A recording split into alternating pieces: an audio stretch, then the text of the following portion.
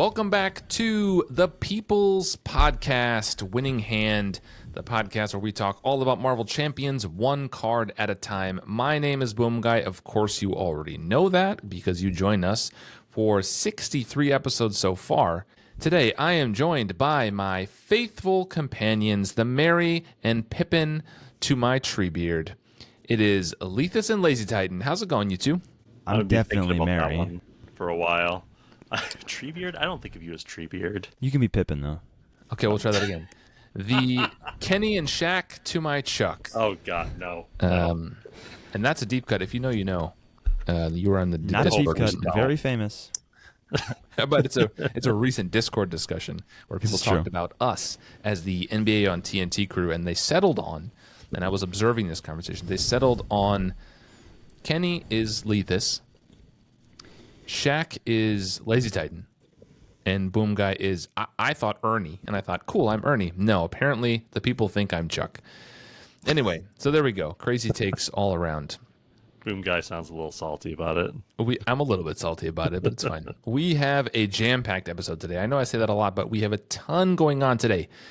We are talking about daring escape the Star-Lord signature card. There is a special significance to why we have that card in this episode, and you will find out why we're talking about that specific card at the end of the episode, so stay tuned to the very end to find out what that's all about. We have an audience question today. Then we have a content creator recommendation like always. Then we're going to talk a little bit about our decks that we're bringing to the Con of Heroes because all three of us will be at the Con of Heroes. We're going to go through those very quickly. Deck lists for all of them will be in the show notes or down below in the description if you're watching this on the YouTube. And then we're going to get into the card of the day. So lots to talk about today.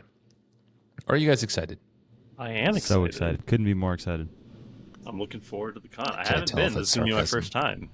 Yes, Leethus is your first con. So we're going to talk a little about the con in a little bit. Before we get to that, I want to hit you with this audience question because I like this one. This one is from the Board Game Lawyer, who is a content creator in his own right. Check him out. He often streams on Twitch, his YouTube channel, and now I'm realizing he should have been our content creator recommendation. Anyway, he's not. But he streams. He also hangs out with the Critical Encounters podcast guys a lot. He's good. Anyway, here's the question he sent me. Hey, Boom Guy. I'm getting closer to being caught up on the podcast. I'm currently listening to episode 47. That's a banger. Anyone remember what that episode was? 47? Nick Fury. I'm trying to remember if I was even here at that point. You he were doesn't know here. who I am. Nick Fury was like 14. 47 is probably like Wasp or Take That. I bet that's my guess. Okay, question that I have that may or may not have been addressed in your podcast is this. Since Marvel Champions is a living card game, how much product does the avid player base buy? I often hear that even the most dedicated players skip some content, which is understandable. But then there are the completionists among us, even those who seek out every single promo. I guess the question boils down to what factors really govern the collecting habits of an LCG community more broadly, but specifically here about Marvel Champions. And maybe a more personal question, how many copies of Vision do you have? Well, the last one is easy to answer, Board Game Lawyer. I own 3 copies of Vision. Yep. All right, I will. All right. When the applause dies because there are down, 3 different visions, right? This is like the Star Wars meme where Actually, there's only 2. Anakin and Leia is like, right? And her face. Anyway, it's a meme. You guys know what memes are. Crazy pull. If not, ask your parents. Okay, so the question is, how much content do you think all of us are buying, the avid player base? And he thinks that some people skip content. What say you two? I have a hard time imagining somebody who considers them like an avid player and doesn't get everything. I think the only reason, in my experience, the people that I know and talk to, the only reason somebody might not have everything is because they just got into the game, and so they're piecing things together and not just going whole hog in and buying like 50 products right off the bat or whatever. But like if you've been playing the game for like 2 years, like I think you just have everything. Let me just say that I do not want to turn this into a current versus legacy environment discussion. That is not relevant to what we're talking about here. Although I know somebody's going to at me in the comments well, it's all unprinted now. Boom guy, I can't have it all. I get it. I know. If you're new, you may not have anything. He just said that. We're moving on. So do you own everything, Lethus? Hell yeah. I've been buying like things on release day for at least 2 years now. So, But he yes. even specifically mentions in his question that includes all the promos. Do you have the Green Goblin playmat? You have the Wrecking Crew alt art promos. I don't have all of the all the release promos. I have like all the released products. I have a number of the promos. Like there was a core set. I think I have all the promo cards they've done except for that first wave. Okay. Because like I didn't really get into the game until like a year or so after release. Okay. So I sort of missed that window. But like all the X-Men promos, I have all those, I think. And X-Force. Or all the mutant, I should say mutant promos. Yep. I think there was a wave before that had, no, it wasn't, I think it's maybe just, I don't know, it's been a while. Core set had them, and Wave 1 had promos, and then they kind of skipped to the mutants. I'm going to throw a curveball here. Lazy Titan, how much of the game do you own?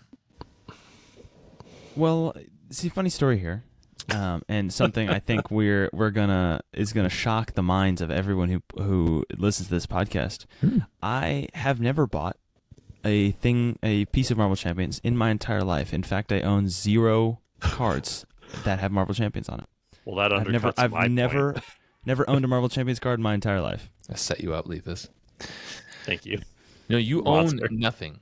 Not a single thing. I never owned a card. Never bought a card. Yeah. So what you and doing I here? essentially share I'm a a straight collection. freeloader. We got into the game together, This is true. and I bought it all, and there was no need for you to have it all. We were primarily playing together, and there was no need to have a second set of it because we were playing together most of the time, and there was enough cards to build different decks. And then that has just continued. So I still own everything, and you own nothing. So so far, we have 2 people with 100% and 1 person with 0%.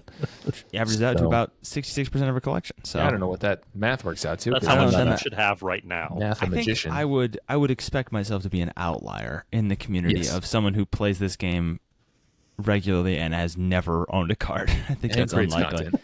And creates content. I'm You're probably the only personality now. content creator who does not have any product. I think that's a pretty safe ask. I think that's a pretty safe bet. So, So most people, know. what do you guys think? So taking aside, like someone got into it last week and Captain America was out of print for 6 months. Okay, setting that aside, how much of the content do you think that is available to them are people buying? Is it people buying everything? I think most people would get, from what I've seen, the pattern is sort of people are interested in the game, they get a couple packs. There's 2 kinds of people. People who get into the game and buy everything, and they're going to buy everything off rip, and then, or the people who get into the game and buy some of it, and then like it, and then get everything. Yeah. Or they get out. So you have 2 Or they get chances out. to buy everything, or you're out of the game. I think is generally how that goes. Well, I famously got my collection from someone who got out of the game. So I got in right after the core set, and I bought on Board Game Geek the core set and the first 2 heroes from someone. They had Miss Marvel and Captain America and the core set, and they were selling it. It wasn't for them, and I thought, I'm sure. I don't know if I traded or sold. Anyway, I picked it up then. So to your point, someone got everything and was like, I don't like this. So they got out. Well, but everything is so much smaller. Yeah, back Yeah, then it was a much core smaller. set box. I think this question gets to something that I think is even more interesting to discuss, that I kind of want to turn this. I think you guys are right. Basically, if people get into this, they probably are buying everything from their launch point. Like whenever they get in, from there forward, they're probably buying all of it. And then probably some back as well. But I think what's important is how the living card game, and we touched on this a couple of episodes ago, how the living card game changes when you're living through it in real time versus getting into it after the fact. Because I see people, I'm on Discord fairly regularly. Boom Guy, you can at me if you want. And I see people talking about it, right? And they talk about it in very different terms. And for me, this works because I got into the Lord of the Rings living card game after it was essentially over. I got a complete collection after they had stopped making new stuff, but before it became really rare and was like officially canceled. So when I look at all the content, I don't have memories of like when it came out or like how it was released. So for example, I organize my Marvel Champions released product in the order it was released. So when I go to my box of my heroes or my box of my villains, it's all in the order of release.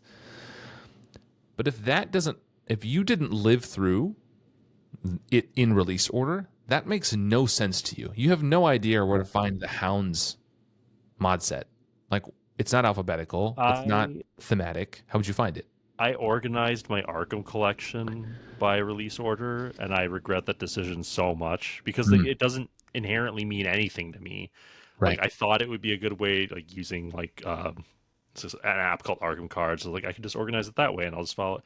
It just doesn't make any bloody sense to me. I have no sense of when these things came out. Whereas like Champions, I pretty much know the release order anyway, because like you said, like I lived through it, like I played it as all that stuff came out. Yeah, it's like I feel it too. Just for me, it's Arkham rather than Lord of the Rings. Yeah, and so I feel in Lord of the Rings where I'm like, I don't know when these cards came out. You know, like I don't know when all the dwarves came out. Like what was happening then with the game? There was meta is maybe an overused term in a cooperative game, but I don't know what the game was like then. I don't know when the dwarves came out with other stuff. You know, and I don't organize my player cards that way. They're organized by card type and aspect and everything, but. It's interesting when I open it sometimes, I look at my heroes and I think like, that doesn't make any sense. Like no one would know where to find Doctor Strange in this. But then I see other people post pictures of their collection who are more recent and it's in alphabetical order. And I think to myself, that's nonsense. Why would you put it in alphabetical order? Every time something else comes out, you have to rearrange everything. Doesn't make any sense. Yeah, I mean, that is the advantage of doing things in release order. Or you always just a lot new things at the end. But like... Yeah. Man, if the system doesn't fundamentally make sense to you in the first place, it's kind of... I mean, I've already reorged my Arkham stuff twice, and like I'm considering doing it again, and I really don't want to. But it's just sitting in a bunch of binders, and like I don't know where anything is. I also think there's something to... Like, I do think the experience is fundamentally different when you live through it in real time versus getting into it after the fact. There's no right or wrong way. There's no better or worse way to do it. But like, if you get Gamora and she comes out, like that's just the hero you have. That's the new hero. But if you get a whole pack of everything later on, you might look at these and be like, oh, I've heard Valkyrie sucks. I'm not even going to bother. Or like, oh, I don't care about the Guardians thematically, so I'm not going to play them. So you might skip over stuff. You may never play stuff. I don't know. It's a different experience. Lazy Titan, I know I kind of set you up because I got you to admit to everyone on the internet that you own none of this, and that I almost made it to 70 episodes of secretly hiding not my greatest shame, that I don't care that I've never owned Marvel Champions. One. The stakes could not be lower here. He played Justice once.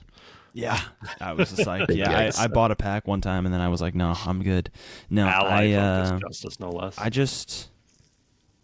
It's just it's a different game when you buy it as it is. Like even just little things like you said, like the release order and stuff, or the organization in release order is different. I think in general it helps like with understanding and like comprehending the whole game to get it piece by piece, right? Because you're not getting the information all at one time, which also just helps to like build combos in your head, right? Because if I every time a pack comes out, I see the cards and I know all the other cards that I have, and I can kind of run through it. Whereas if you come in fresh, you're just coming in with Shuri, say, you see all these cool cards like the Raft, and you're like, oh, I don't even know where I'd begin with that. But for me, I'm already looking at Thor and looking at Rocket and looking at Bucky for all these cool things you can do. So it helps with the comprehension and like maybe deck building parts of the game, but it is also a big commitment. It's a lot of stuff. Yeah. So it also, I think we've talked about it before, it does just get harder to get into the game the longer the game is, because I think there's that tendency to get everything, because it kind of sucks when there's a lot of good cards that are locked behind things you maybe don't want. If I don't really care about the Guardians, or if I don't really care about a pack and it comes with a card I want. If I really don't like Nova, but I want to play Aggression, so I have to get my Hone Technique, then I have to buy that, and so maybe I don't do that, and then you have incomplete collection, then you can't really play Aggression the way it kind of is now. So it's incentivizing you to buy the whole thing, and that only gets harder as there's just more and more and more to do. Yeah. One for like a money thing because it costs a lot of money, but also in just like a space. Like there's a lot of space that's taken up by a Champions collection. Well, boxes and boxes and boxes of cards. I mean, for a long time, Deft Focus was only released in the Guardians or Galaxy's Most Wanted box. It's the only place you get Deft Focus. So Deft Focus is an amazing card, and it has only gotten better and better through the mutant cycle. Yeah, it only will get better. But for a long time, people were like, I can only get it with this big box for characters I don't really care about for a campaign I've heard is terrible. It's not, internet. It's not. But there's opinions about it. Anyway, so you were going to say, Lethus. Honestly, I think that's the thing. Like there's people who have like picked up the core set and like a pack or two, and this is just a game that sits on their shelf most of the time. And once in a while they play it, and that's totally fine.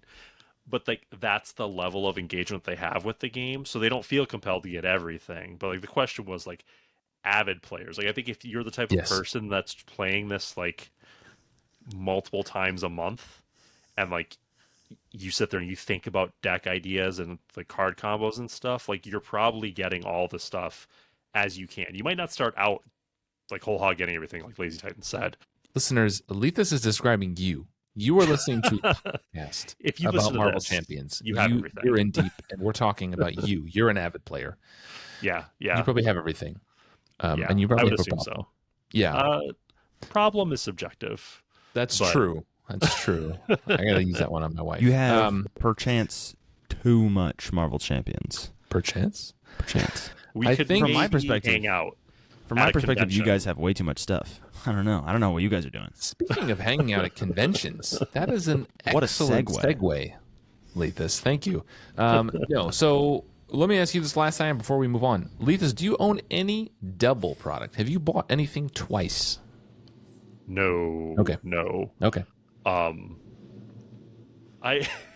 do chuckle a bit when people talk about some staples. Like there's been some buzz in the local group about like is it build support being in Shuri's pack? I'm like, I don't care. Like it just doesn't. I just don't care.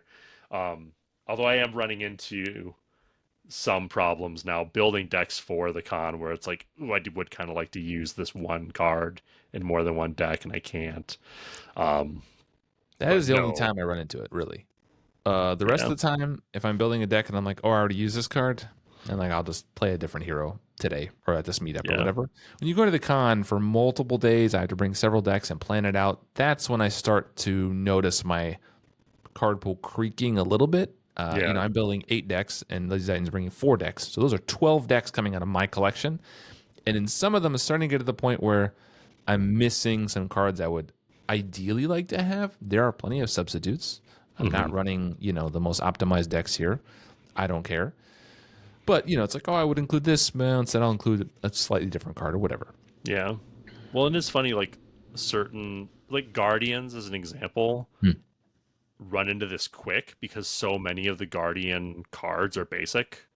So, like, a bunch of Guardians want the same things, and there just aren't duplicates. Especially allies. Yeah. Yeah. Like, Groot as a defensive they're also ally unique, is great. so. But, like, yeah. So, there's a little bit of tension there, but generally it doesn't bother me. It's fine. It's just, how many aggression decks do I need to have built simultaneously? More. Outside of the con? Nah. Yeah. All right. I want to just say. Say it. I want to defend my credibility because I'm realizing now that I may be doubted because I don't own anything. No. For those of you who are looking back, avid listeners will know that I have mentioned before how I've never played a game of solo Marvel Champions. True. And they will say, "Wow, well, Lazy Titan's a fraud. He says he's never played a game of Marvel Champions. Of course he has, and he doesn't own the game." You're wrong. I've had the opportunity. I've thought about it. I've had the chance. I've had the ability. I've had the opportunity. I just don't want to. Yeah. Because that's me. So for all of you who think, "Oh no, it's impossible. He would like it if he tried it." Nope, I don't. I don't want to. I won't. So you had an off-ramp there. You had the chance to let people believe that, oh, he's never played solo because he doesn't own his own collection. That's fine. But you took that chance to reiterate that you would like to throw solo play under the bus, 100%. even when you don't have to. Every time. Yeah. I'm not going to throw it on the bus. Y'all I can appreciate like you stick to the bit. That ain't for me. That's fine. Okay. You do you, Let's man. move on to the next segment. which is our content creator recommendation. Today's content creator that we are recommending is called Longship Gaming. He has a YouTube channel. He does a lot of different games. He's not solely Marvel Champions focused, so if you're in the broader board game space, if you like that kind of thing, you might like his channel. In terms of Marvel Champions, he's primarily a solo gameplay channel, which I find is the most common content creation piece you'll find of Marvel Champions online. It's, I think, the easiest, right? It just requires you and a camera, some lights, and cards. Doesn't require you to play with other people or know how to stream or, record audio or anything like that, really. So no shade. Not saying it's easy. It's not. I've tried it. Not a huge fan, but there's a lot of it out there. But I think his is quite good. He also does some playthroughs, some reviews, ratings, tier lists, analysis, all that kind of stuff. And just, it's a good voice, good, jovial fellow. I don't know his real name. I don't think he says it on the channel. But Longship Gaming, check them out. There will be a link down below if you would like to check them out. Let him know that Boom Guy sent you so he can come kiss the ring. I'm just kidding. That's a joke. I don't know him personally at all. Okay, let's move on to the part I'm second most excited about today, which is our decks for the Con of Heroes. Because ultimately, we are the People's Podcast. We do talk about one card at a time, and that is, of course, what I'm excited about the most. But you could one-up me. You could get me more excited for something else if you were to say take 30 seconds and rate and review us on whatever platform you listen on. I would be more excited than I am to discuss the card of the day. Honestly, you could do it while you listen to my voice. You don't have to pause. You just take 30 seconds, you open your phone, you tap the 5 stars, and you leave a few words for your good friends here at the People's Podcast. We People's are Podcast. representing the people, winning hand. So take 30 seconds. We'd appreciate it very much. If you're Not on while you're YouTube. driving. Not while you're driving. Wait till you stop. Yes, that's Then you fine. can Yeah, do but it. like I will- stop I will signs, allow stoplights, stop signs are fine. It doesn't take that long. No, don't touch your phone when you're driving. That's dangerous. But if you're on YouTube, please subscribe and like and leave a comment. All that stuff helps the algorithm, and YouTube makes money, and I don't. So good for YouTube. Okay. Now, what decks are we bringing to the con? I think the last couple times we've done like a round robin format. I think maybe we'll just take a turn and each of us talk briefly through the decks that we're bringing. I will start to kind of maybe set the pace. Sure. That's a Gamora card. I'm just going to kind of talk through a little bit the decks I brought. I've published a number of them already on Marvel CDB. If you're listening to this on release day, I think most of them have been published. I will publish all of them, so you'll have a chance to look at all the decks that I bring.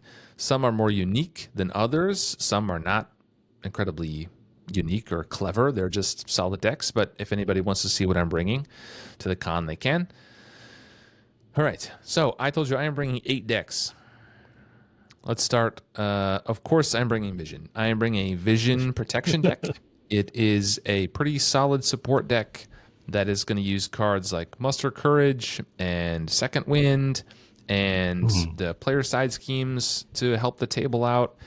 It's going to use allies to block for people. So it's just a very, med teams, all that kind of stuff. Night Nurse. It's just very enable support the deck. rest of the table to do whatever they want to do. And also, he's got dope hero cards, so he can also do stuff. But it's just adding stuff for the table to help everybody else out. Maybe pass them in endurance or something like that. It gives them health. So that's my first one. I will also give the names of these decks because I am a sucker for a good deck name. Let me tell you. So this one is called, and they're not all amazing, but this is called Getting Busy With It. And that is a reference, if you remember Getting Jiggy With It. That's a long time ago. Anyway, I'm aging myself. Explaining it makes it worse. It makes it so much worse. I mean, I want the kids to be able to search for it on Explaining Spotify. the joke always makes the joke better. Look, if you don't know Getting Jiggy With It, I want you to be able to look it up on Spotify and listen, or YouTube, wherever the kids listen to music these days. Okay, the second one is That person's Captain gonna be so America. confused. It is called Fist Bump. It is an aggression deck, and it leverages the physical resource, or as I call the fist resource sometimes. Basically, every card I've included is a fist resource. So it uses the Hulk aggression ally. He consistently hits for 5. With a sidearm, he hits for 6. So you put him out there, he's got 5 health. He can activate 5 times for 5 or 6 damage each. That's 25 to 30 damage just using Hulk. Yarnbjorn is going to help you because you don't have to spend from your hand for Yarnbjorn. So his 2 physical resource generators, if you don't use them for other stuff, that's just 4 damage right there. He can always pitch a card to ready himself to attack. So combat training, Deathlock is in that deck as well. Deathlock is a physical resource. He pulls in sidearm right away. He hits really hard. It's a pretty simple deck. It's about pushing damage very quickly, and it uses the physical resource, and it's called Fist Bump. I have a Venom protection deck called Spaceman. So it is themed and written around an obscure 2008 track from The Killers called Spaceman. So if you see the lyrics in there, that's what that is. And there's photos of Venom. Anyway, it is a deck built around Stand Together. So the Alliance card, 4 cost, you exhaust a Guardian and an Avenger. You prevent all damage and deal all that damage back to somebody. I'm planning on playing some heavy-hitting villains. So I thought that'd be fun. I have a number of people that I'm doing some Galaxy's Most Wanted campaign plays through after hours. So we're going to be doing that. So that's exciting. That's a fun deck. So that's Venom's not one of my favorites. Hard choice right there, man. That's one of those cards that just never gets played. It doesn't, but it is a pretty good one. So the Alliance cards, that one, Stand Together. The other Alliance card that I really like is As One, which is a perfect segue into my next deck, which is Groot Camp.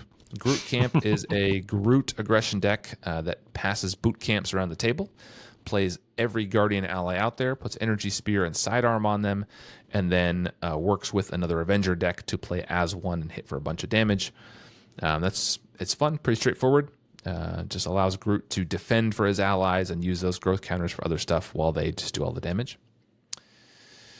Okay, we're getting to I know it's a lot of decks here. So many. I have a green Iceman deck, the Indomitable Iceman. That was also published. That is built around putting Indomitable into play and then defending for the table as much as possible. And anytime you don't draw an Iceman card off Cryokinetic Perception, Indomitable can ready you anyway. I do like that tech. That's pretty good. Thank you. It also has Desperate Defense, so you're trying to ready as much as you can. Then on your phase, you can play Come Get Me Bub, which is going to draw you an ally, and Anticipation is on the table to ready you when that ally comes out. So that will give you tough cards, some healing, and then ready you up again to attack on your turn.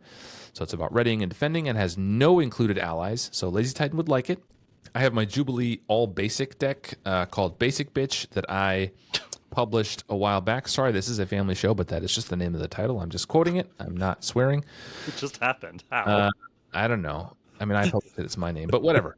I published that a couple of weeks ago. That actually has been really, really fun. I think Jubilee is rising in my ranks. It's one I really like, but that's a fun deck. We're going to have to talk about that one, because I don't know what to do with her. Like, Did you play it? I haven't played that deck, but I mean, Okay. broadly, I feel like her precon is just kind of complete, and it's like every time I look at changing anything, I'm like, it's fine.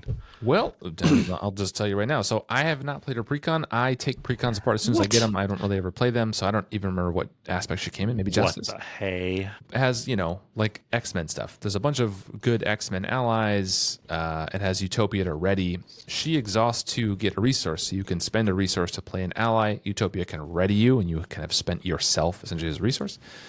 It also uses Resourceful, which is the 1-cost basic card everyone forgot about. You spend 1 to play on the table as a wild resource. So anytime you have a leftover resource from yourself or anything, you just play it down and save it for later. Have huge turns. Everything is wild, so she always hits all the kickers for her statuses.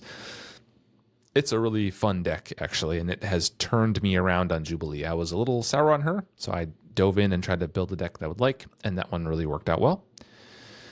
She is okay. fun. I think I only have 2 decks left. Then I have Thor Protection called Thunder and Fightning. That one is not published yet, but it will be published in the next few days. Pretty basic, ready and fight with Thor. Come Get Me Bub, Ever Vigilant. What doesn't kill me? Limitless stamina. Tank hits, limitless stamina. Tank hits, hit. It's pretty basic, but that one, like my Cap Aggression deck, is one for after hours when I'm tired. I've been playing Marvel Champions for hours. My social battery is drained. I just want to get some games in, and I don't want to think too hard about it. Then I have my Iceman Leadership, Ice Day for a White Wedding. That one is just fun leadership allies to ready Iceman with Utopia. Cool. And then I have a wildcard deck. Last year, dear listeners, I brought a wildcard deck. On the last day, I decided to bring an untested idea that I had. It was Star-Lord Pool. I brought Star-Lord Pool. I ended up playing the deck the most the entire weekend. I had so much fun. Loved that deck. A lot of people played with that deck with me. enjoyed it. We're impressed. Checked it out. It was a good laugh. It crashed and burned many times. I'm not going to tell you it's great. But even when that was happening, it was a great time because you're just going faster and faster, and eventually the wheels come off or you cross the finish line, and who knows what will happen first. This year, I have a super secret deck that I have not published yet and will only get published on the day of the con. So I'm not going to reveal what that deck is today. It is a kooky idea I came up with, and I wasn't sure it was going to work. Lazy Titan helped me a little bit. He knows what this deck is. I've tested it since then. Not only is it viable, it's actually pretty good. So I'll be publishing that one pretty soon. I'm trying to think of what it might be. It is a hero I have played almost never in a way I've never seen this hero played. So maybe And I that helped tells you. build it. And you did. You were part of the genesis of this idea. Who knows? It's a hero. Who knows what this deck is made of? Who knows what aspect it is? Who knows what it's Who doing? knows what aspect? Who knows if it has any allies? Who knows? It is a deck. Again, it's a hero that I have played almost none of, but it is a hero I've never seen played this way. So that's your Curious. clue. The next episode, you will hear about it because that is the con wrap-up episode where I will talk about how it played in 3 and 4 player. I've tested it in 2 player. It was awesome. I tested it solo. It was great. I have not tested 3 or 4 player yet, but I will be doing that this weekend before the con. We're recording this about a week out. So that is my deck lineup. Done. Forget how Leethus. close the con is. Like it's so close. It's so close. It's so close. I Lazy forgot Titan, about it. You go next, actually. Why don't you go next, Lazy Titan? Okay. Give my voice a break. Tell us the decks that you're bringing to the Con of Heroes 2025 in Minneapolis, Minnesota. So the 4 Marvel Champions decks that Boom Guy will be providing me to play at the Con of Heroes, Yes, sir. that he will be subsidizing me with, So generous. is I am bringing Drax Protection.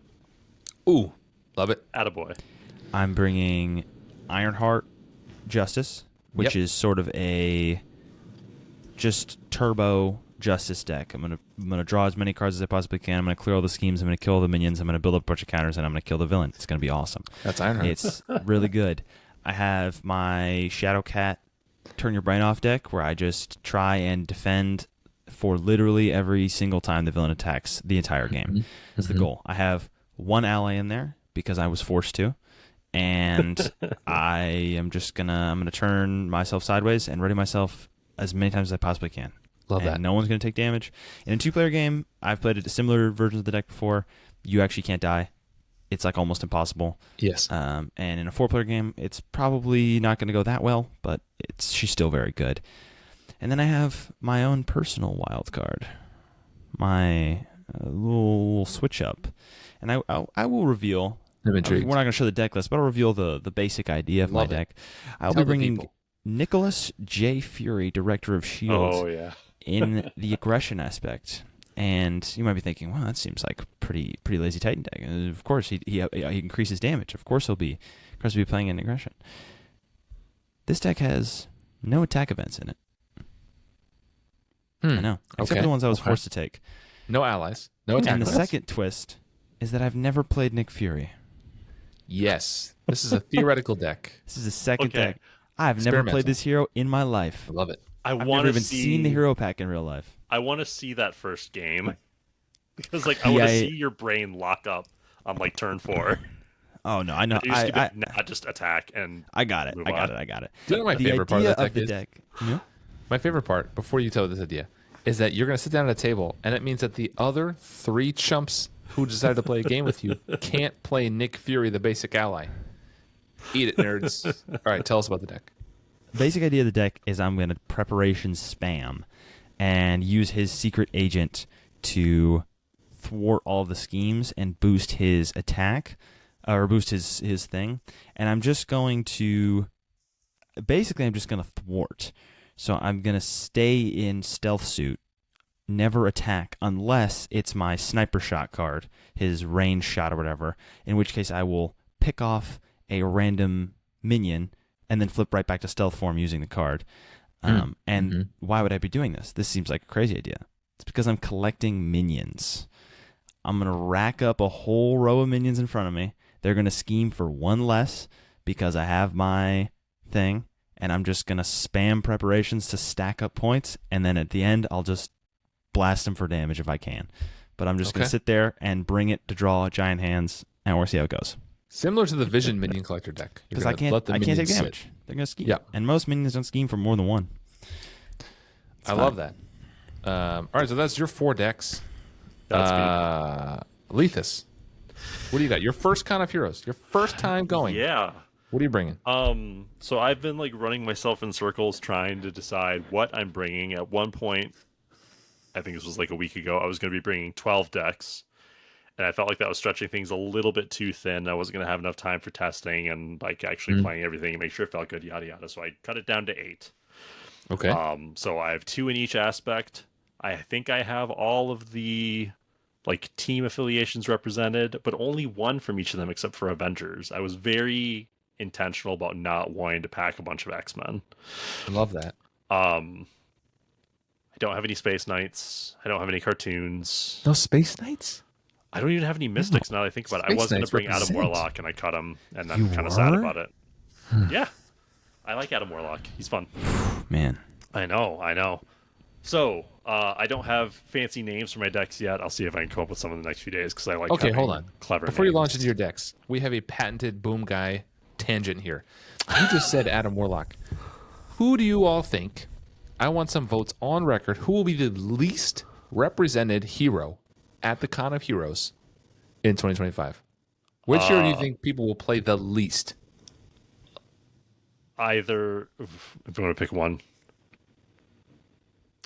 of the ones that I'm bringing. Ladies and gentlemen, you got a guess? Lethus, you got a guess? I think I have a curveball answer. I'm going to say Deadpool. Ooh. Okay. From what I've seen, at Not least a from my bad opinion, pick.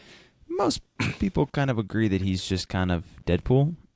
He does a thing, and he's I'm not actually going to super say Adam interesting. Warlock. I think Adam Warlock was is probably the my one number I'll say 2. least. That's probably my number 2. I have thought about playing Adam Warlock a lot of times, and every time I do, I'm like, oh, now that could be cool. There's a couple combos I can build. And then I read his card and what I have to do to build a deck, and I'm like, I don't care that much. Yeah. I don't. Agreed. And I've done the work sometimes, and I've built him, and he's not fun. He's just So kind of fun. that's how I feel about Spider-Woman. Like, I think Adam Warlock is so restrictive that I Yes. don't go nuts with the possibilities in my mind. Whereas Spider-Woman, I'll always sit down and be like, I have like 50 to 60 cards I'm choosing between now, and I need to cut like 20 of them down, Spider-Woman's and I can't a bit do of a it. thing. She's fun to do sometimes because you can do some like real combos, and you can run multiple cards to actually have redundancy. Hold on. We can't get off track here. Lethus, I need your vote on record. The least played hero at the con, please, sir. I think it's either going to be T'Challa or I said 1. then T'Challa. All right, T'Challa. And then go now. Tell us about your decks. All right, so aggression first. I'm bringing Valkyrie. I said that one before. I'm You switching the deck makeup slightly. Okay. Giving her Godslayer, which is just really fun for her. But I played this deck the other day against MODOK with Retaliate 2, which is super annoying. But like, it turns out when you can hit him for like 11 at a time, it's still feasible. So Valkyrie aggression, and the other aggression deck is Miss Marvel. I think she's a lot of fun there. I'm looking forward to playing Red Dagger. I'm looking forward to playing a bunch of those red cards that I don't frequently play because I'm not an aggression boy. And then Justice, I'm bringing X-23, who I already said. It's really like a basic thwart focused deck. She can thwart for obscene amounts even with her basic. Overwatch is a good card anyway, but it's kind of stupidly good for her. And She-Hulk, I'm trying her again. I've played her before and had it work well in solo and then not have enough threat removal in 2-player. So I'm like ramping up some of the threat removal and going to try and make her a consistent source of threat control. And then just pop up when she needs to knock something in that, just punch it in the face. Leadership, I'm bringing War Machine. Because leadership is pseudo justice for War Machine, and he really just needs some threat removal and a little bit of flexibility from his A lot deck. of Rhodey fans in this podcast, so Big Big Rhodey fan of Rhodey. He was the He's a lot of fun. 5th deck on the chopping block for me. big fan. I like him a lot. speaking of that, like playing everything as it comes out versus like collecting things later, like when he first dropped and didn't have the printed restriction on his shuffling cards back into his deck, he seemed absolutely bonkers, and then he kind of fell off and just hasn't gotten played a lot for, well, hadn't gotten played a lot for a while. He's come back a bit. I like him. And then Rogue in leadership, with Danger Room, I'm still working out some of the cards, but I've played this and it's not super flashy. It's just good. She just gets to fill whatever she needs to and knock things out. It's great. And then Protection, I already said I was bringing Star-Lord. I've been refining that deck. I've changed it quite a bit, but I like it a lot. He's just ridiculously fun there. Like, Protection is starting to feel like his best aspect to me, and that is a bit of a surprise. And then Ghost Spider, because I love Gwen Stacy. She is wonderful. So working on a couple of the cards there too. It doesn't do anything super unique, really. I just love like the feel of what she does, like being able to defend as much as you need to, and then do something weird and like call on some pocket card in a turn where the villain gets like an extra encounter card and does something bad. All feels great, and I love it. She's one of my favorite comic book characters, and I'm very happy to play her. And very sad that I'm not bringing Wasp right now, but I couldn't land on anything I was happy with. So I have a legitimate question. You mentioned your first deck uses Godslayer for Valkyrie. Mm-hmm. Legitimate question, because I want to like Godslayer. Why would you ever use Godslayer instead of like hand cannon? Because hand cannon wears out. But it gives you overkill, same amount of damage, not limited to unique, cheaper. Especially for Valkyrie wants to kill minions. I don't know. I'm just asking. I'm just asking the questions. So hand cannon costs 2 and gives overkill. Yep. Godslayer costs 3 and doesn't give overkill, but sticks around forever. It only works in limited uniques. to unique. Yep. Yeah. But I think most of the things that are going to survive are unique. Like if it's not unique, she's probably going to kill it in one shot anyway. And like part of it is thematically, it just feels wrong giving her a hand cannon. Fair. That's the thematic is totally fair. I want to love Godslayer. I just always find it's a little too expensive, and I don't end up including it. I like it for her. It's not a card I've actually used very often. I mean, I don't play a ton of aggression. But yeah, it works really well for her. And so I've subbed in like some mean swings as well. So now it's like, well, with another weapon in there that's a little bit more reliable. Obviously, you don't want to do that all the time, but sometimes you do what you got to do. I just don't want to give her a hand cannon. That's basically. totally fair. She-Hulk is one of the ones I consider for my wild card, Lethus. I'm not a huge She-Hulk fan. I like her fine. I'm just not a big fan. But she was one of the ones I considered. I tried to figure out if there's a way I could build a lawyer deck to keep her in alter ego and only thwart and never actually Hulk out. I could not come up with a way to do it. Maybe somebody better than me has done it. I was thinking about it earlier. I was like, wait, I could give her disguise, and then she could thwart an alter ego. Just be a lawyer. But then I was like, but I don't know if it's actually good. It's easier to just flip up and or fun. I mean, do you like not having fun with your card games? Then play alter ego only builds. So I did not consider She-Hulk as my wild card. Yes, you did not. Never once. For the record. Just for the record, not a single time. I'm not a She-Hulk hater.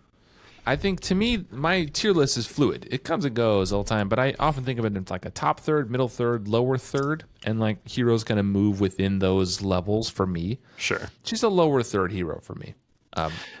She's not like, I'd say like top 5, bottom 5 are probably pretty static. Like those are pretty locked in. Sure. She's not a bottom 5. I don't hate her. It's just I don't play her a ton. She's fine.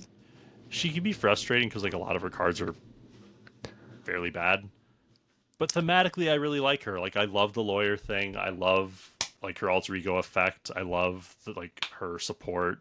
I think all that stuff is really cool. And it's just sometimes it's hard because she's attached to all these bad cards. You don't like discarding your whole hand to thwart for 5? Yeah, but it's thwarting for 5 though. It only costs 1. Can't trigger Overwatch because it's a hero response. Cool. Yeah, it's so limited. Okay. But I'm looking forward to it. It'll be a good time. Yeah, I'm super excited for the con. We have a ton of stuff coming. There is going to be giveaways. We are doing some of the giveaways at the door. I've mentioned before, I stuffed 182 booster packs just the other day. So everyone is getting a booster pack of 6 heroes. Shout out to Corbin TM, friend of the People's Podcast, who supplied some cards. I supplied 4 hero cards. He supplied 2 per pack. So you're going to get a pack of 6 cards at the door. Hero alt art cards at the door.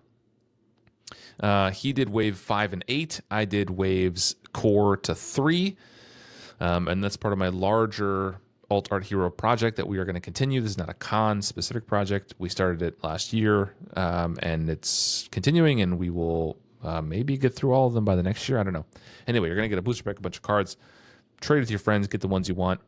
If you haven't seen them, there's some really cool ones in there. They are really cool. And if you don't like the triple flipping heroes, you're going to get 2 cards that are normal card sizes. So it's easier to transport, easier to play with.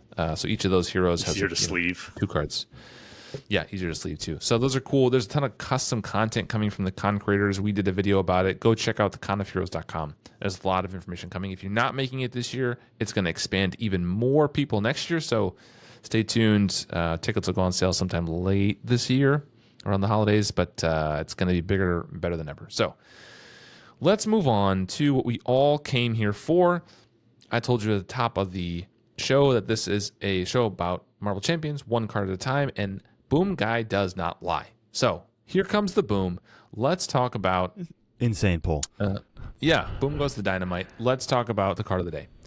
It's Daring Escape. And I told you, those of you who are at the top and still remember, there is a reason we are talking about Daring Escape specifically.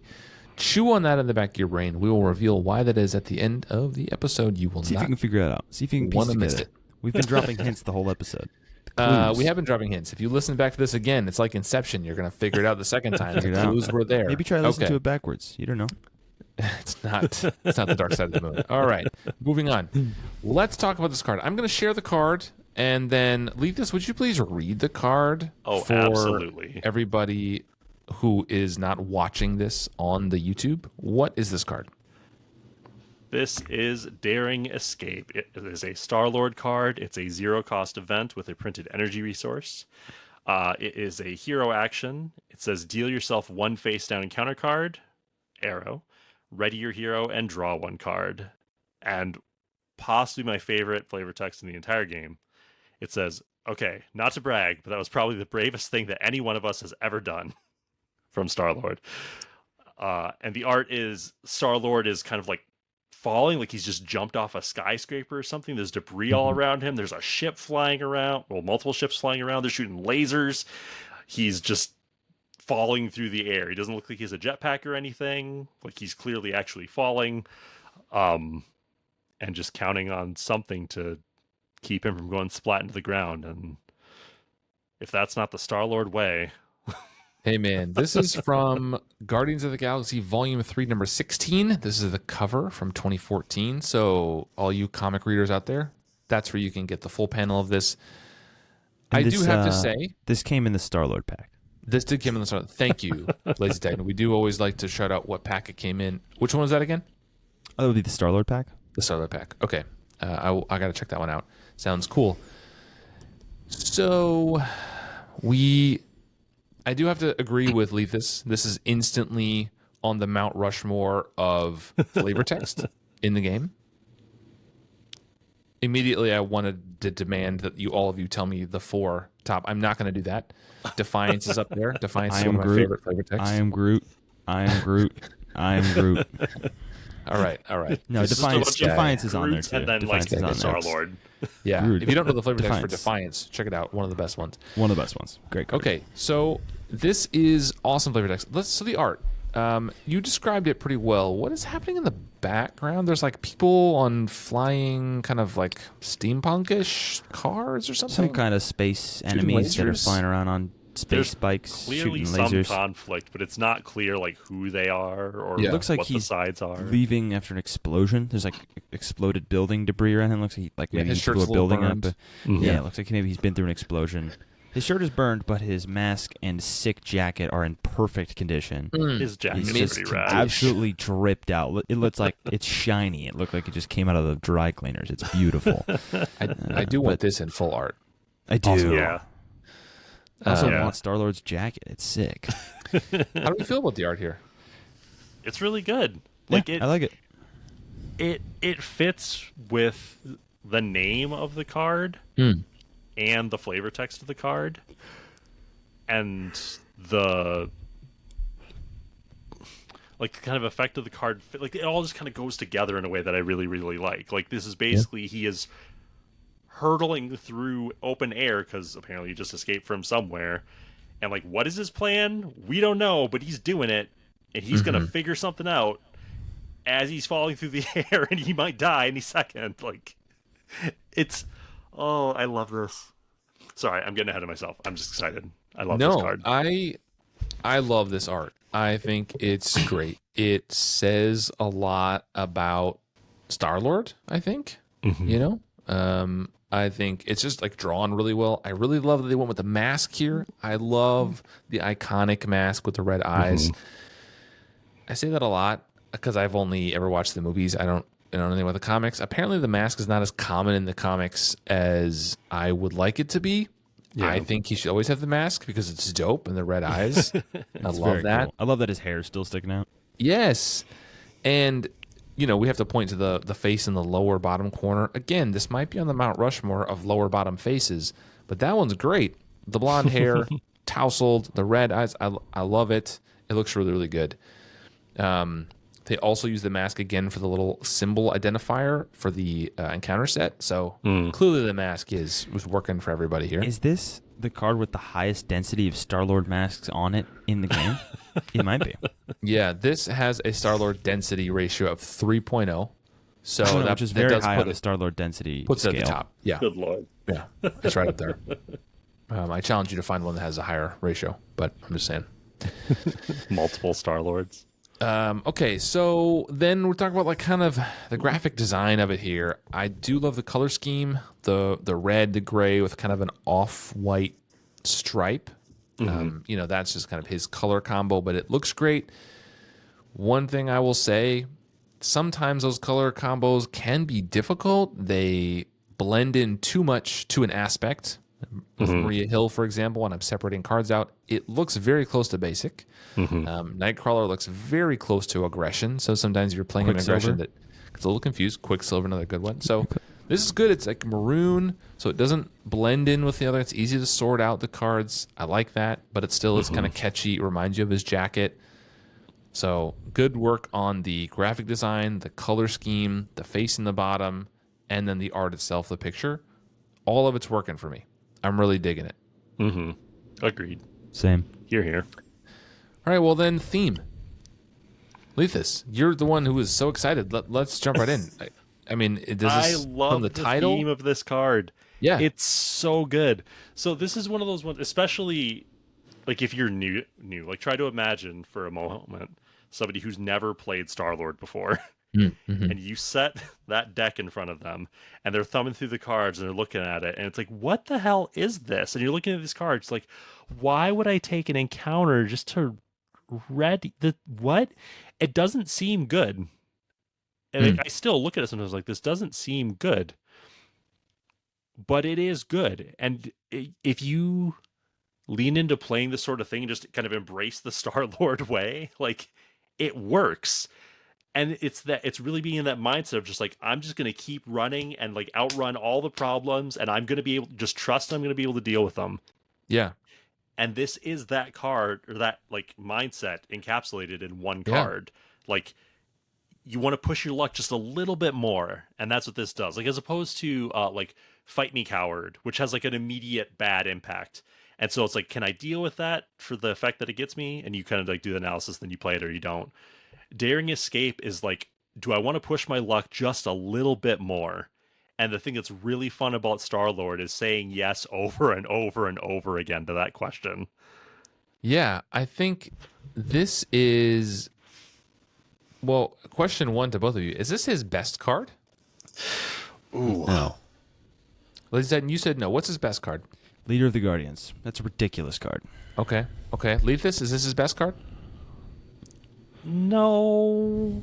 Okay. But oh man, I mean, because I want to say his best card is his helmet. True, his helmet's also really good. both Sliding shot's also really good. But like this ties in with that so much. Like it's part of why the penalty isn't as bad as it sounds. Like you make it work for you. But then the next question, trick and this is what we'll question. circle back to in a minute. Go ahead. The best card is Star-Lord. What do we? I mean, Touche. okay. This is a section we'll get to later, but is this his most fun card? Yes. Lazy Titan? It's either this or Sliding Shot. Sliding Shot's fun. Hitting a sliding shot for 11 is dope. Oh, yeah. It is. This is the quintessential I'm in a hole and I will keep digging card. Right? That's what this is. You're like, things are not great. They're This not is the card terrible. you play when it's at the end of your turn. You already have 3 encounter cards. What's one more, right? Like what's a fourth encounter card? It's really, once you get past 2, it's all the same, really. Yeah, it's really all the same at that point. That's not true at all. So, It's not. but I love playing this card. I don't know what the math is. Maybe Leethus can elucidate a little bit. Like, what is the math on what a counter card is worth? Blah blah blah blah blah. Actually, I'm not even going to ask Leethus. I don't care. The point is, Attaboy. this is fun. You play It's this. very fun. You ready your hero and draw a card for literally no impact. All I have is a card that someone's going to deal with later. I don't know. Zero cost. For zero cost, I ready By the myself to draw a card. by the time you flip that encounter card, you've forgotten that Daring Escape gave it to you. Yes. It doesn't matter where that you don't know Yes. which card's which. You don't know where they came from. You don't know. You drew an encounter There's card. thing. Could have been any of them. There's things that knows? are so much I've played this card. Like I've been fighting Claw, who has like Sonic Converter, so if he attacks you, deals damage, he stuns you, and like that's awful, right? Nobody wants that. It's like, okay, I want to get rid of that, but I need a physical resource and I don't have one. But I have Daring Escape, There you go. so it's like, all right, well, I'm just gonna punch him and then play Daring Escape and hope I draw a physical resource. Oh no, I drew another Daring Escape. Well, we're just gonna keep going. Like you end up with these crazy turns that don't make any sense. But like the whole magic of Star-Lord is just making it work anyway. 2 Daring Escapes and a Sliding Shot is a Star-Lord player's dream. Yeah. You're just like, oh, let me attack, or let me thwart, let me ready, let me thwart, let me ready, let me thwart, and then I guess I'll just take an encounter card to play Sliding Shot for free, and I'll just dome you for 11, and we'll see how it goes. Well, the thing about that is, you get those turns sometimes where you have it in your hand, right? You have Daring Escape, and you look at your deck, and you look through your discard pile, and you realize there's still a Sliding Shot in there. There's only 5 or 6 cards left, and you're like, what are the odds I play this and I draw into a Sliding Shot? Like, how awesome would that be? And then you draw into that thwart version, and you're like, what is this? What is this nonsense? What is Gutsy Thwarting- move? What do I want that for? I want to thwart like a gentleman, like Lazy Titan coined the term. The gentleman's thwart is just deal damage faster, and don't worry about the thwart. That's really the Star-Lord way. You're worrying, if It you're worrying actually about the honestly thwart, is. you're playing Star-Lord wrong. You're worrying about too many things. I don't you need agree to with stop- that, just to be you need clear. You need to stop Record. worrying. Now you're worrying He's a about it. crazy thwarter, actually. He's has actually kind of insane. some of the most amazing Leader of burst the thwart. Guardians means he can just kind of do anything he wants And it works to. on itself. It's just stupid. Yeah, Star-Lord's actually really, really good at thwarting. Okay, so we've transitioned. We've talked about theme. This is Star-Lord in a nutshell. From the title to the art to what it does to the flavor text across the board. This is Star-Lord in a card. It is probably the card that like encapsulates him the most as a hero. It's probably his most fun card. It's probably not his best card. I'm gonna get a little This carried away. card is just making me smile so much. It's Yes. so dumb, but like if you've played him more than fun. like once, So fun. oh, it's such a blast. It's so good. Okay, so how strong is this card? Ladies and gentlemen, I'm gonna let you start because I keep letting Lethus go first, and he's too sorry. excited. I'm This too card excited. is How powerful is it? in a Star-Lord deck. It's pretty good. Yeah, In any other deck, this is an awful card. You don't care about this. not true. But not true. It's not true. It's not good. Drax would love this. Drax would love this if Drax Thor. didn't have the better version of this card with the best name of any Marvel Champions card in the world. No Marvel Champions card is named better than Fight Me Coward. Greatest Okay. card name every time. Might have to Never- talk about that one soon. Fight Me Coward's a great card. It's amazing. We have to have like Um, a card duel for these two. Yeah, no, we know Drax who has wins. great cards, but we're talking Drax about is this one today. This we're talking card- about Daring Escape. Is super fun. In a Star-Lord deck, it's really good, and it does exactly what every Star-Lord card should do, in my opinion, which is it tricks you into thinking that encounter cards are good for you. It tricks you into thinking that candy is veggies. Yes. You're like, Yes. wow, I'd take an encounter card. That sounds bad. Let me think about it. Wait, that means +1 hand size, prevent Because 1 of the more helmet. damage, Because of the +2 jet damage on boots. sliding shot, +2 thwart on gutsy move. Yep. And I get to ready and draw a card for free. This is all upside. There's no downside. This is a free Literally all card. upside. It's amazing. And then you take your encounter card and you're like, oh, I have 3 encounter cards. But if I take 1 more, I can play a card for free. That means I can do 11 damage for 0 cost. That's really good. And then you discard your hand and you're done with your turn. And you look at the stack of orange in front of you and you go, oh, that's why you shouldn't do that. And then you get to your turn. You're like, okay, that was a little crazy. We barely made it through that turn. I don't think we should do it again. You pull that hand up. Wow, that's another daring escape. I'm playing it again. Every time. It's playing And Star-Lord it's just is that's the play pattern. it's like the 7 stages of grief, right? You're in denial for most of the game. But every Star-Lord player has had that moment of reckoning where you have this awesome turn. The game is not over, unfortunately. You did really good. You did like 20 damage. And You cleared all the now- schemes. You're really feeling good. You No look minions. down and you scoop those 5 cards and you're like, oh man. And then Okay, you go, why Shadows did I of the do Past. Ronan attacks do this you. to myself? Ronan attacks you. Ronan attacks you. And you're like, okay, so I maybe have overestimated my ability to play this game. Yeah. It is. They always have that moment. Every Star-Lord player's had that moment. It's a universal experience. Also, every Star-Lord player goes into a game thinking, okay, this time I'm not going to do the ability every time. I'm just going to do it when I need to help Every my time. tempo, but there's going to be turns I don't need to. I'll just play normal. I'm not taking extra encounter cards. And then every single turn I see a Star-Lord player, they then lie to themselves and like, well, but I could get this extra card out.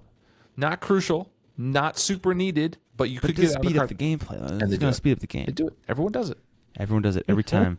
If you say you don't, you're lying. First taste is free. It's a free You're card. hooked. You're an addict like all the rest of us. Yeah, and and it's just time you change. Star-Lord, he also gets you hooked on it with his little does. trick where you draw a card and you're like, oh, you have your full hand. Oh, I can play this out. I don't need to use my ability. Oh, but wait, I have an extra card. Element gun. What does that cost? That magic number, baby. 3. Right there. 3. Dopamine hit. Boom. Throw Slap it down. It's the best feeling ever. And then sometimes you have the best Star-Lord experience, which is you have a good turn and you pull 4 encounter cards and nothing happens. You get like a stupid side scheme and a dumb Hydra grunt. You're like, oh my god, I've gotten away even with. better. The classic Star-Lord pull is you pulled everybody else's obligation. I was gonna Oh yeah, you pull the other 3 obligation. You're just like, oh, this is What the are the greatest rest turn of all you time. doing? I'm over here doing all the Hey, work. you guys are all flipped down and exhausted. This is terrible. I'm just like, eat it, nerds. I didn't get punished. Eat it, nerds. And then you do it again. Okay, so Lethus, how powerful is this card? Man, that's a hard question to answer. We should say It's- he has 3 copies of it. This is a 3-copy card.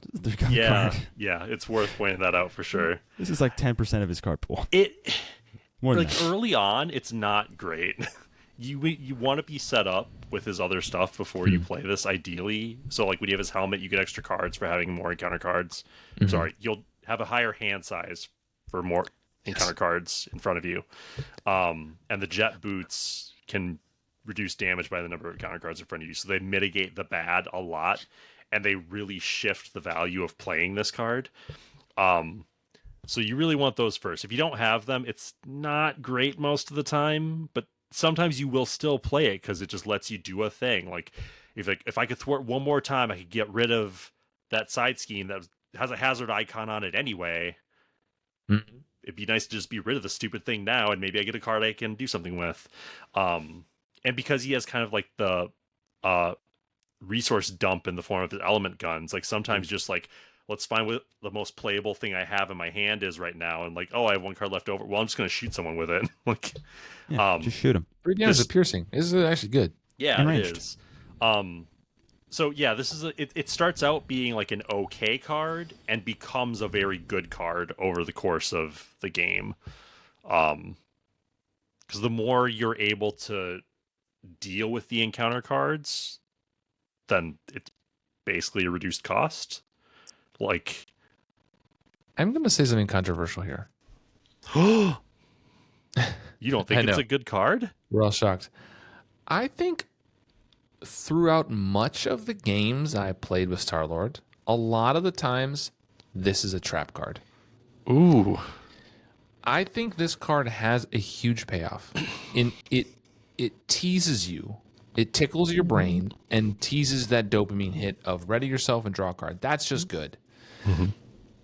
A lot of times, you're not necessarily drawing into something else. You don't necessarily have a plan. And here's the theme. The theme is circling back here. You don't necessarily have a plan for what you're going to do with that one card. Unless you're playing it early in the turn, one card generally might just be an element gunshot for 3 damage. It's not turning into something great. Would I trade an encounter card for an element gunshot? No, not usually. I don't know. I don't think this is a bad card any means, but I do think this is a card that you do need to think about before I agree you with play. that. Like you said, if the upgrades aren't out, the upside is mitigated severely, and then it's, I think, not really worth playing. Unless early in the game it's going to help you gain some tempo, like you said, to clear a side scheme that's killing the group or something else, it's maybe not worth playing. Early game, it's probably like, I don't know, a quarter of the time I'll play it. Mid game, late game, I'm playing it more often when my stuff is down. But I think it can be a trap card sometimes. You get stuck in this of like, well, I drew 2 of them this turn. You know, like I can ready it. But like you're just piling up the bad, and that can really come home to roost sometimes. That's what element guns are for. That's what element guns are for. So I don't think it's bad by any means. It's super fun. It's not his strongest card, but it's maybe his most thematic card. Mm-hmm. But I do think it can be a trap sometimes. I think you can get stuck in this loop of using it when it's not really getting you anywhere. You're kind of spinning your wheels. Would we say this is a card that you build around? When you think of Star-Lord, is this the card you're building Star-Lord around? I would say so. You would or you wouldn't? I would say this card doesn't do anything on its own. It just lets you do whatever you were already doing better. And like readying yourself. At base value, this is 2 thwart, 2 damage, and break even on you. It's just 2 thwart, 2 damage. It's basically just set the pace. And you take an encounter card. So that seems bad. But you build around that, right? You get your 3 thwart, you get your encounter card buffs, and like those are all Star-Lord cards, but then also you maybe want, you're boosting your stats another way. Maybe you're playing Justice and you can have 4 thwart out of that, or you can exhaust your hero to do something else. I don't know. It's not something you would build around, but it's a good piece in most builds of Star-Lord.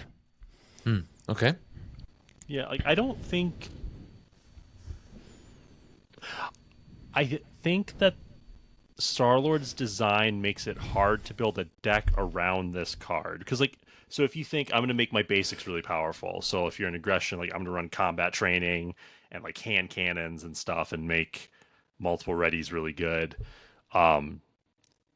you end up running into problems because you kind of need the flexibility. Like, I think this is good for doing what you need to in the moment and figuring out a more efficient way of getting through the turn. So like playing this in protection, I'm frequently playing this so I can thwart. Like it's secretly a thwart card.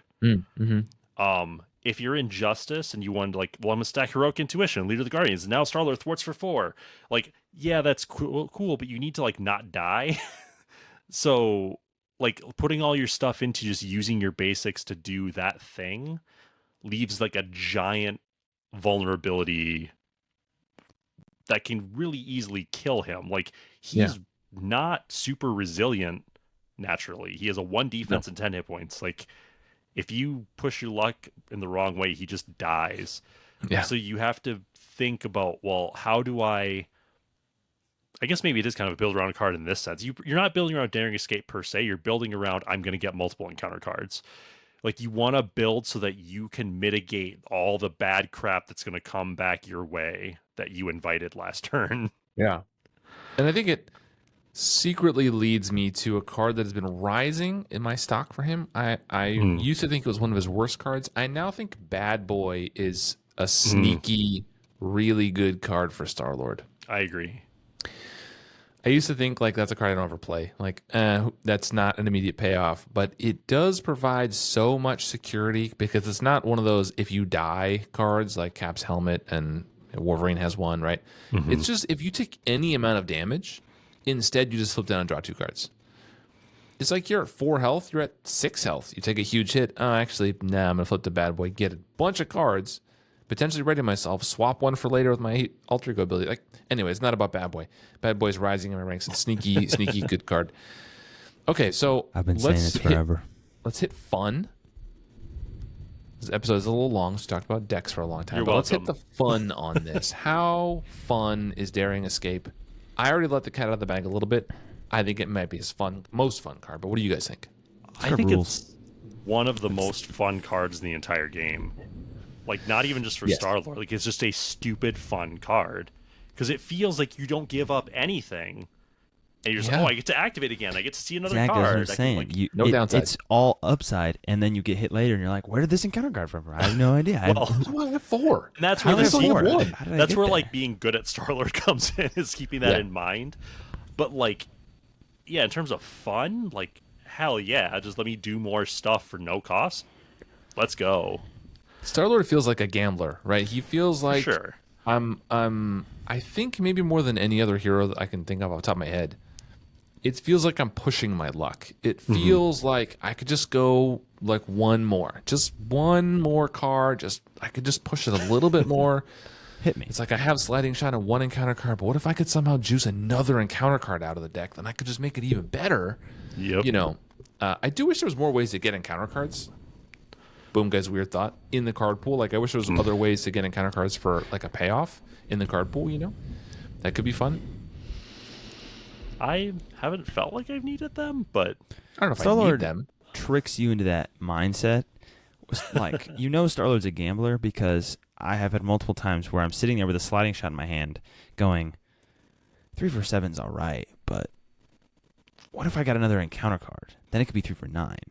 And then once you get to the point where you're like begging for an encounter card to make your card better, you're kind of off the deep end there. You're just like, well, I think this card's cool, but I think if I wish I had 3 more encounter cards, then it could do 15. Yeah, you could, and then you will die. Yeah, but you want the biggest payoff, though, right? You want the biggest payoff, exactly. Come on. You know what a fun use of this card is? That's 99% not, of gamblers immediately quit intuitive. for the big win. If you're in Alter Ego, like Star-Lord can swap the top card of the deck with a card in his hand. Like, you have Daring Escape in your hand because you're coming up from Alter Ego, but you're like, I don't need this right now. I'm just going to bank that and then Bank save it for the tomorrow. next turn. And so you know that you're going to get a Daring Escape the following turn. Yeah. So, like, whatever like bad thing you're incurring because you cheated for the 3 resource thing, it's like, it's going to be fine. I'm going to deal with it. And then, like, you draw that one you knew was there, followed by another one, followed by some other Star-Lord card. You're like, okay, now the plans are coming together. We're going to do, like, an insane turn here. And then you just go ham. He's just fun. It's so across fun. the board, I think. And I think this card really leads the charge in how fun he is. Yeah. So, okay, last question I'll ask you before we get to the final thoughts. Spike, Timmy, Johnny.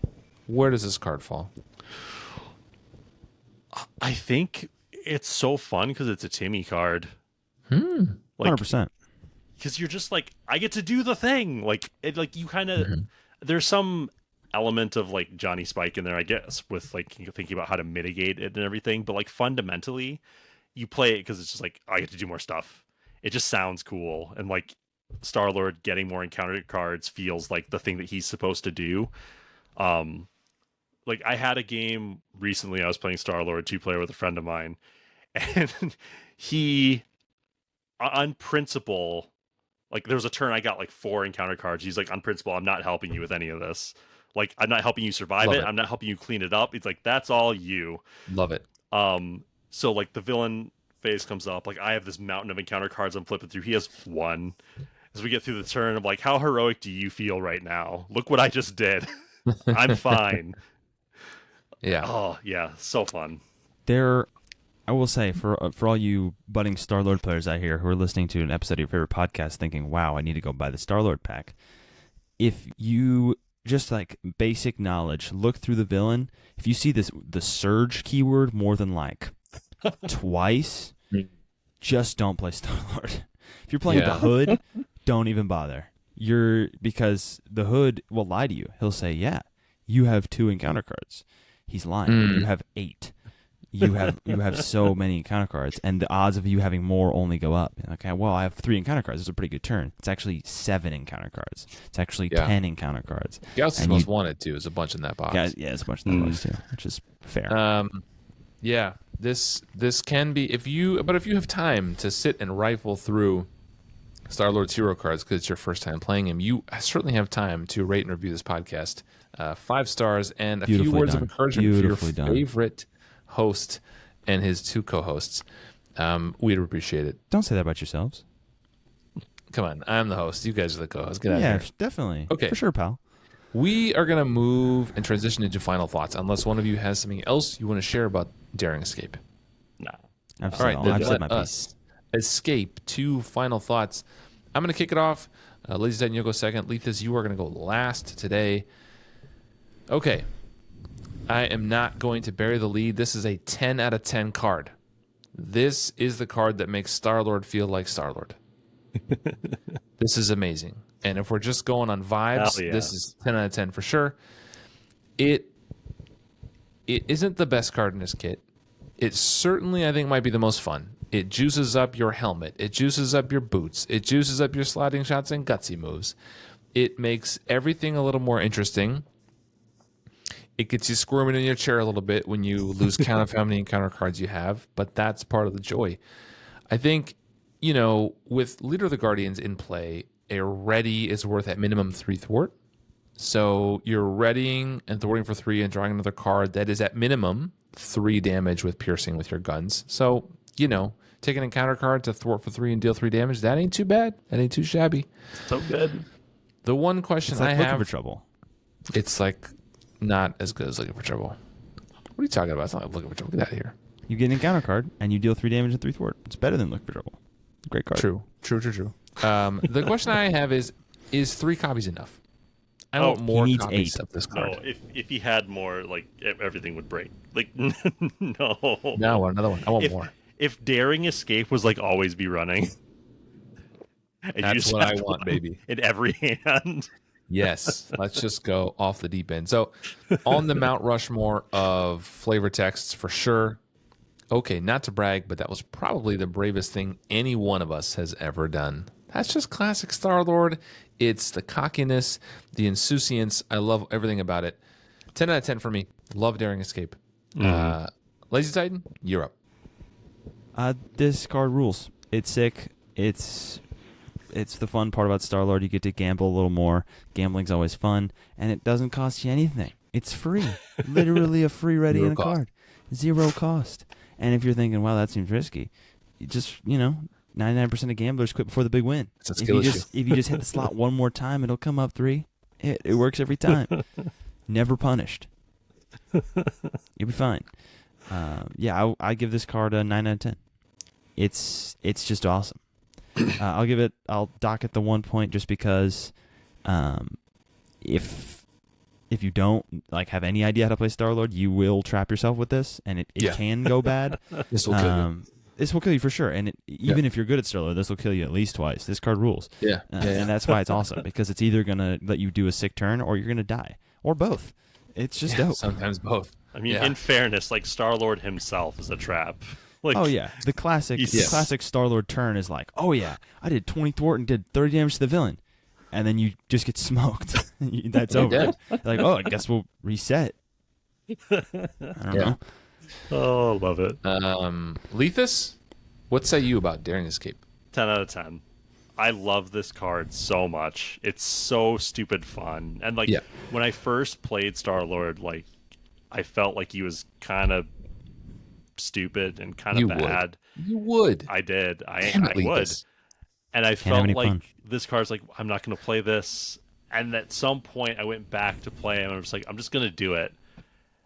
And it started to make the gears turn. It was I'm starting to understand how this works, how you just get away with absolute madness all the time, and you just got to lean into it. You have to be a little judicious. And I think you do have to kind of deck build for Star-Lord specifically so that you don't die from all the bad crap you incur. Unless you have a table full of friends who will keep you alive. Leader of the Guardians, baby. but yeah, you just go like pedal to the metal, go absolutely crazy, and pull off ridiculous stuff that you're like, I'm just gonna deal with that later. Yeah. For any of you out there playing a so much two-player fun. game, super fun way to play a two-player campaign is have one person protect Star-Lord and the other person plays Star-Lord as insane as they can. One person is just like going It's fun for it, one player. and then it's fun if you like protection too to do Shadowcat, that. baby. Shadowcat or Groot, if you want to be thematic, just like you're just Secret Service, you're just protecting the president, and you're just gonna make sure he's good, and he's just gonna be like, I'm gonna take another encounter card. I don't care. And Yeah. he's gonna go off, and you'll keep him alive, and if you die, then that's what happens. And I every did so third much to turn, protect you, and you still died. What are you doing? every third turn he'll have a banger, and the rest of it it'll just like crash. Like you didn't do much. All those encounter cards, we didn't really make any progress. Yeah. That is something you can happen with Star-Lord, is you like do all these things and so many actions happen, and then you pull your encounter cards, you're like, well, I spent last turn, I cleared 3 side schemes, I killed 2 minions, and I did damage to the villain, and now I've taken damage, there's 3 minions and 2 side schemes. I feel like nothing happened. Like I feel I like just got a kinda, random card from my But the hand. first I'm time exhausted. you have Yeah. that Yeah. happen, and you pull through anyway, is like the moment It's addicting. Star-Lord really well, hits. the only addicting. answer there is, well, I'm down a card because I had to discard a random card, I'm exhausted. What would ready me? It looks like There he maybe it's is. time for a daring escape. There he is. That's Let's it. escape. I'm out of this. cards. If only I could draw a Oh, card and what? ready Drew myself. into bad boy? Okay. Oh, let's go. Never punished. Who cares? Yeah, that's when you feel like a real Star Lord. Drew a bad boy. Guess I'll play it for free by taking an encounter card. I don't care. So we ended very highly on this card. This is a super fun card. Thank you. 10 out of 10 out of 10 out of 10 and a 9 out of 10. That is awesome. So we end pretty high on this card. And speaking of endings and daring escapes, I'm going to throw it over to Lethus for an announcement.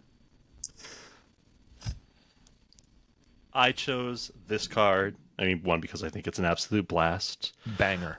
But I will be making my own daring escape after this year's Con of Heroes.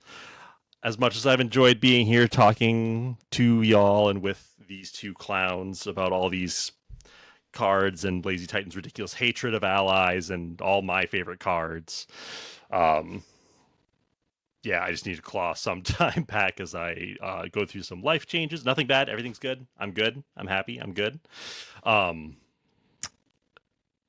yeah, I need to free up time, and I've been using the phrase clear the deck a lot. So I'll be at the Con of Heroes. I'll still see and talk to everybody and play bunches of games. I'm not going anywhere. I'm still playing a bunch of Marvel Champions in my free time. Don't get me wrong. I'll be buying everything release day like I have been for the last like 4 years or whatever. Couldn't be me. And I'll still pop back now and then to talk about some random card. Boom Guy can't quite get rid of me. Nope.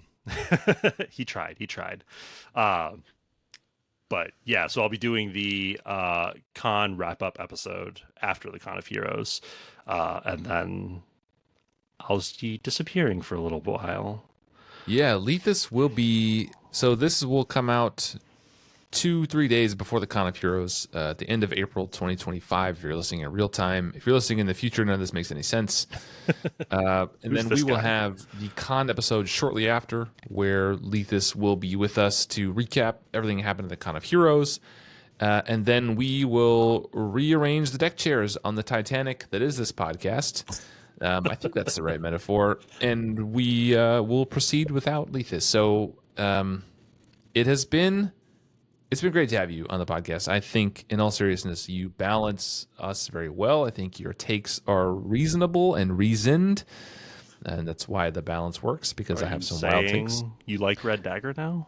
I'm saying no. That is a crazy take. I take everything you back can I said. you can take that one off the podcast with you. I don't need You can that. take Red Dagger. No, it's been great having you here, and it's not lost on me that we lost our initial host, the third host, Keiko, the episode after the con last year. We're losing you the episode after the con this year. Maybe this is our new thing. We for season 3 we'll find a new third co-host. I don't know It's if like we're a gonna defense add against the anyone dark or arts not. teacher for all you Harry Potter fans. It is a little bit of a defense against the dark arts situation here, but no, it's Only been keep great it for a having you, year. man. It's been You great are being always here. welcome back. to come talk about anything Marvel Champions. We certainly hope you come back for some episodes here and there. And I'm we'll look sure I forward to that. will. I think about this game a lot. May or may not surprise you. Yeah, no, it does not surprise me. You're on a podcast about a hobby card game, so you're in good company here. No, but I wish you everything, all the best in what's coming for you and your big life changes. Thank you. Thank you. I hope and I know it will turn out well for you. And please come back and talk to us about this game soon. Absolutely. So you will see, again, if you're listening in real time, this is great. If you are listening to this in the future, this is pointless. You can tune out now unless you want to wait for the banger of an end song that we have. But Lethus will be at the con. All three of us will be at the con. So come say hi. Come hang out. Play some games. I'm sure Lethus will be at the con in the future as well. He's not quitting the game. He's just freeing up some time to do other stuff in life, as is his right. So thanks, everybody, for listening today. Thanks for this long journey. It's a bit of a long episode, but hopefully you enjoyed us talking through our decks for the con. It's worth it. And talking through this banger of a card. I will say goodbye from all of us, Lazy Titan and Boom Guy, and, of course, Lethus for the final time. This penultimate episode. Thanks, everybody, and we'll see you next time. Bye. Adios. Later.